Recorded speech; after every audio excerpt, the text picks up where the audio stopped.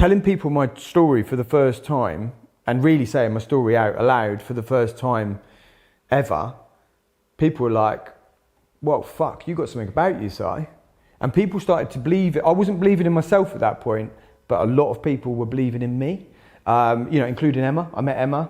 I met her, I moved there in the September, and we met in the December. We'd met a few times in passing, but it's a big place.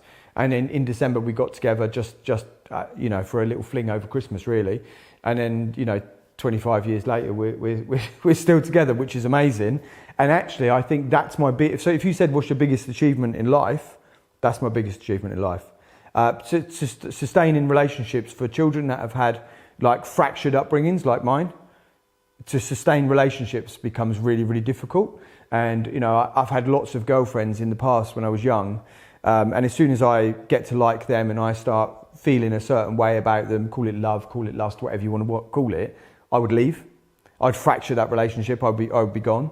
And I had a few relationships like that.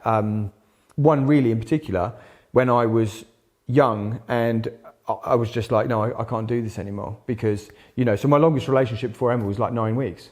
So my biggest success is having Emma as a wife and having that relationship that's gone on for 25 years, having 2 children, and being what I would call successfully married. So yes, we argue all the time. Yes, we have little spats here and there, and she'll call me a fucking dickhead, or she'll call me, we have all of this stuff going on because that's life, right? And I think for a child with the attachment problems that I had, because it wasn't just being taken care at 13. So let's rewind a tiny little bit. And I know I'm going all over the place here, but my dad was a Church of England vicar. We always had 2 or 3, sometimes even 4 foster kids in our house. So from a really young age, and I was the middle child, I shared my bedroom. I had a massive bedroom. We always had these huge, grand houses. You can imagine being a vicar. We had vicarages and they were amazing. We had all our own space.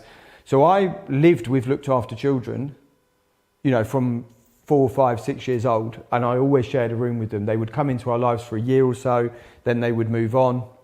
Some of them would go home, some of them would go, and I knew them, I knew their stories. So before I even went into care, I was brought up with looked after children. So you could say that I've spent my whole life with looked after children. It's just at one point in that journey, I wasn't a looked after child. And I think that, from that, having all of that upheaval in my life, and sometimes when I was writing my book, I've actually had to take things out because it's unbelievable. Some of the things, if you read through my story and I wrote down every single thing, it's not believable.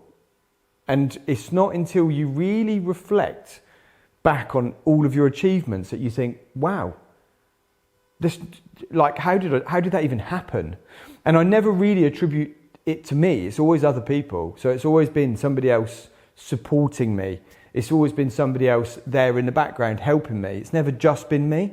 And I think that's kind of like a true reflection of my relationship with Emma, is that I managed to lean on Emma when I first got together with her. I managed to lean into her, and for all the warts and all, she stayed. And that process of her doing that with me, that process of her staying and committing to me as much as me committing to her, and her being quite level-headed around that, I think that has enabled me to trust other people. Like, truly trust other people. And I trust everyone.